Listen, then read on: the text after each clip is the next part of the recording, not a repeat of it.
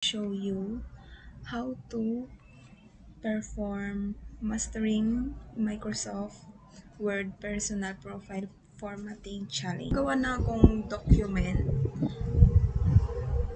I-show ko na lang kung paano natin ginawa. So, ito, pangalan natin, title. So, pindutin lang natin. Pwede natin siyang i-bold or Control B or kaya pwede mo siyang pindutin dito. And then, itong second sentence naman, pwede natin siyang bold or Control C. Pwede mo siyang i-right left para hindi mo na siya pindutin sa taas. Pwede mo siyang palakihin yung number, palakihin yung size.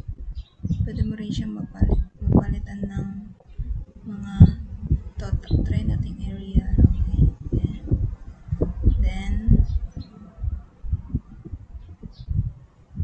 dito naman sa skills, so naka-bold na siya. Kung may mga ganyan, right left mo lang para hindi mo na siya pindutin sa taas. Ito, pwede natin siyang lagyan ganyan or number. Pwedeng number, pwedeng dots. Number or dots, depende kung ano yung trip nyo. Then may styles, pwede mo siyang lagyan ng style, ganun. Then, eto lang, kung gusto mo siyang lagyan ng guhit, Control U, kung lalagyan mo siya ng guhit. Kung ayaw mo naman, pwede mo naman siya double tap. And yan, hobbies natin, playing online games, sabihin natin dyan. Then, watching drama.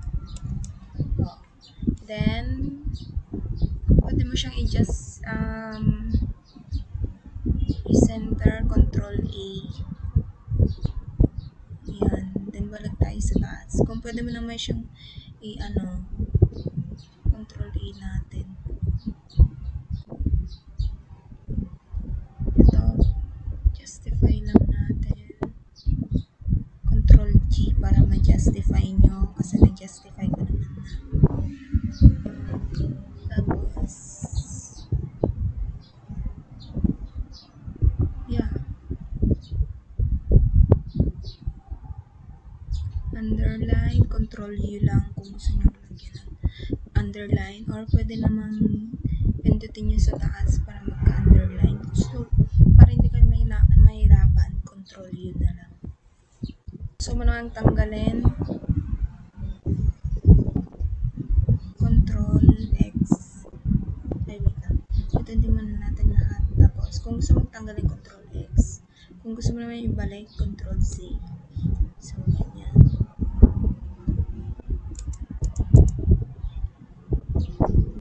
So, kung gusto nyo naman lagyan ng picture, insert, pindutin nyo yung insert and picture. Tapos, this device.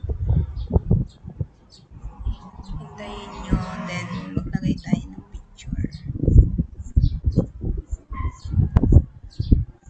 Yung picture natin na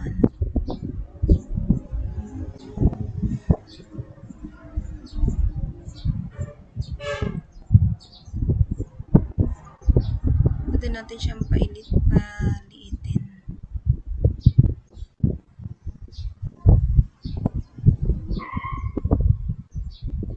Then, pindutin nyo tong para gumalaw. Ang ganyan. Depende kung saan nyo trip na ilagay. Then,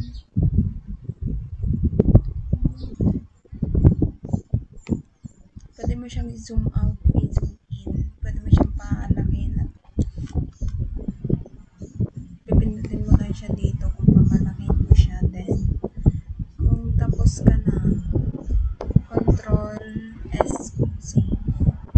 Kasi save na siya. Ayan, save natin. Ayan, save na siya.